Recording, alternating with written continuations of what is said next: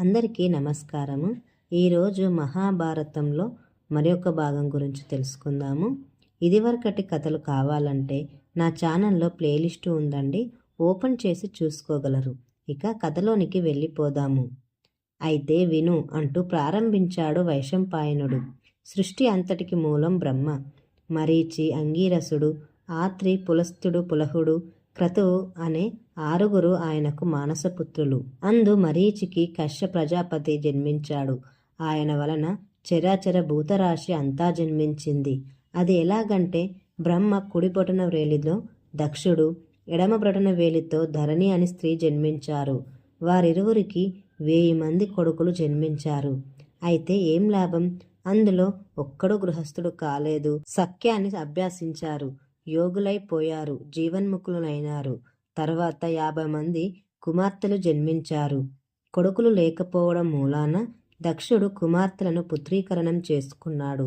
ఆ కుమార్తెల్లో కీర్తి, లక్ష్మి, ధృతి, మేధ, పుష్టి, శ్రద్ధ, క్రియ, బుద్ధి, లజ్జ, మతి అనే 10 మందిని ధర్ముడు అనే మనువుకిచ్చాడు. అశ్విని అనే 27 మందిని చంద్రునికి ఇచ్చాడు.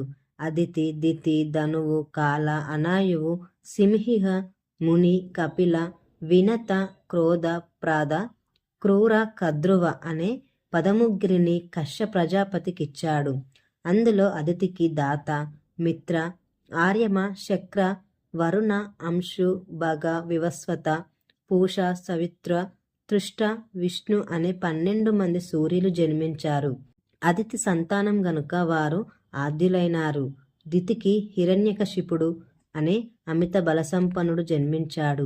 అతనికి ప్రహ్లాదుడు, సంహ్లాదుడు, అనుహ్లాదుడు, శిబి, భాష్కలుడు అనే 5 జన్మించారు. ప్రహ్లాదునికి విరోచనుడు, కుంభుడు, నికుంభుడు అని 3 కుమారులు. విరోచనునికి బలి, అతనికి బాణాసురుడు జన్మించారు. వీరంతా దితి సంతానం గనుక దైత్యులు. ధనువుకు విప్రచిత్తి, శంబర, నమూచి, పులోమ, అసిలోమ, కేశి, దుర్జయుడు మొదలైన వారు 40 మంది జన్మించారు. ధనువు సంతానం కనుక వీరు దానవులు. వీరి కొడుకులు మనుమలు లెక్కలేనంత మందైనారు. కాల అనే దానికి వినాశన, క్రోధ మున్నగు 8 మంది జన్మించారు. వీరు కాలకేయులు. అనాయువకు విక్షర, బల, వీర, వృత అనే 4 జన్మించారు. సింహిక గర్భంలో రాహువు జన్మించాడు. ముని అనే ఆమెకు భీమసేనుడు, ఉగ్రసేనుడు మొదలైన 16 మంది గంధర్వులు జన్మించారు. కపిలకు అమృతము, గోగణాలు, బ్రాహ్మణులు, కృతాచి, మేనక మొదలైన అప్సరసులు జన్మించారు. వినతకు అనూరుడు, గరుడు జన్మించారు. ఇందులో అనూరునకు శేని అనే దానికి సంపాతి, జటాయువులు జన్మించారు. క్రోధకు క్రోధవశగణం జన్మించింది. ప్రాదకు సిద్ధాదులు జన్మించారు. క్రూరకు సుచంద్ర, చంద్రహాంత్రాదులు జన్మించారు. కద్రువకు శేష, వాసుకి, పురోగమాది సర్పముఖ్యులు జన్మించారు. ఇదంతా మరీచి సంతతి. ఇక అంగీరసునికి ఉతద్యుడు, బృహస్పతి, సంవర్తుడు అనే 3 కొడుకులు, యోగసిద్ధి అనే కూతురు జన్మించారు. బృహస్పతి దేవగురువై లోకపూజ్యుడైనాడు.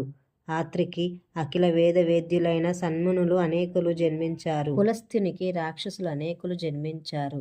పులహునికి కిన్నెర కింపురుషులు జన్మించారు. క్రతువుకు సత్యవ్రత పరాయణులైన పతంగ సహచరులు పుట్టారు. పైతామహుడనే దేవుడనే మనువుకు ప్రజాపతి పుట్టాడు. అతనికి ధూమ్ర, బ్రహ్మ విద్య, మనస్విని, రత, శ్వస, శాండీలి, ప్రభాతలనే 7 భార్యలు. అందు ధూమ్రకు ధరుడు, బ్రహ్మ విద్యకు ధ్రువుడు, మనస్వనికి సోముడు, రతకు అహుడు, శ్వసకు అనీలుడు, శాండలికి అగ్ని, ప్రభాతకు ప్రత్యూష, ప్రభాసులనే 8 మంది వసువులు జన్మించారు. అందుధరునకు ద్రవిణుడు, హుతవ్యాహనుడు అనే వారు జన్మించారు. ధ్రువునకు కాలుడు జన్మించాడు. సోమునకు మనోహర అను నామె భార్య. వారికి వర్చసుడు, శిశిరుడు, ప్రాణుడు, రమణుడు అనే కుమారులు, పృథ అనే కూతురు జన్మించారు. అందరికీ నమస్కారము. ఈరోజు మహాభారతంలో మరొక భాగం గురించి తెలుసుకుందాము. ఇదివరకటి కథలు కావాలంటే నా ఛానల్లో ప్లేలిస్ట్ ఉందండి, ఓపెన్ చేసి అందరికీ నమస్కారము. ఈరోజు మహాభారతంలో మరొక భాగం గురించి తెలుసుకుందాము. ఇదివరకటి కథలు కావాలంటే నా ఛానల్లో ప్లేలిస్టు ఉందండి, ఓపెన్ చేసి చూసుకోగలరు. ఇక కథలోనికి వెళ్ళిపోదాము. అయితే విను అంటూ ప్రారంభించాడు. అందరికీ నమస్కారము. ఈరోజు మహాభారతంలో మరొక భాగం గురించి తెలుసుకుందాము. ఇదివరకటి కథలు కావాలంటే నా ఛానల్లో ప్లేలిస్టు ఉందండి, ఓపెన్ చేసి చూసుకోగలరు. ఇక కథలోనికి వెళ్ళిపోదాము.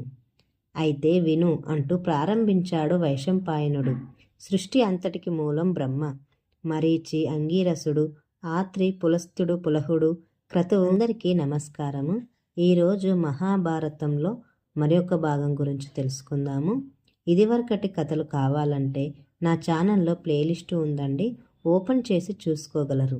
ఇక కథలోనికి వెళ్ళిపోదాము. అయితే విను అంటూ ప్రారంభించాడు వైశంపాయనుడు. సృష్టి అంతటికి మూలం బ్రహ్మ.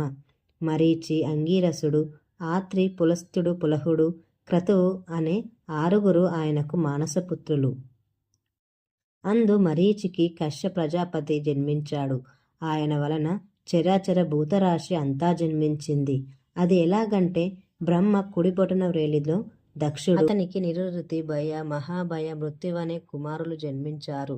తామ్రకు, కాకి, శని, బాసి, ధృతరాష్ట్రి, శుకి అనే 5 కుమార్తెలు జన్మించారు. అందు కాకికి ఉలూకములు పుట్టాయి, శేనికి శేనములు పుట్టాయి, ధృతరాష్ట్రికి హంస చక్రవాకాలు పుట్టాయి, శుకుకి చులకలు పుట్టాయి, క్రోధునకు మృగి, మృగమంద, హరి, భద్రమనస, మాతాంగి, శార్దుల, శ్వేత, సురభి, సురస అనే 9 పుట్టాయి. మృగికి మృగాలు, మృగమందకు వృక్ష, చమరసం, సృమృదాలు జన్మించాయి.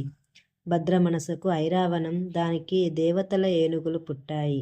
హరికి వానరగణాలు, మాతాంగికి ఏనుగులు, శార్దులికి సింహాలు, వ్యాఘ్రాలు, శ్వేతకు దిగ్గజాలు, సురభికి రోహిణి, గంధర్వి, ఆనల జన్మించాయి. అందు రోహిణికి పశుగణాలు, గంధర్వికి హయాలు, ఆనలకు గిరులు, తరువులు, లతలు, పొదలు జన్మించాయి.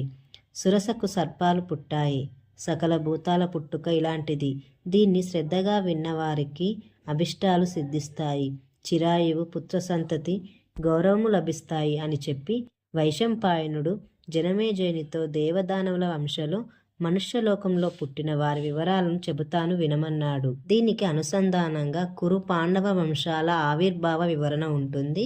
ఈ కథ గనుక మీకు నచ్చినట్లయితే లైక్ చేయండి మరియు నా ఛానల్ని సబ్స్క్రైబ్ చేసుకోండి.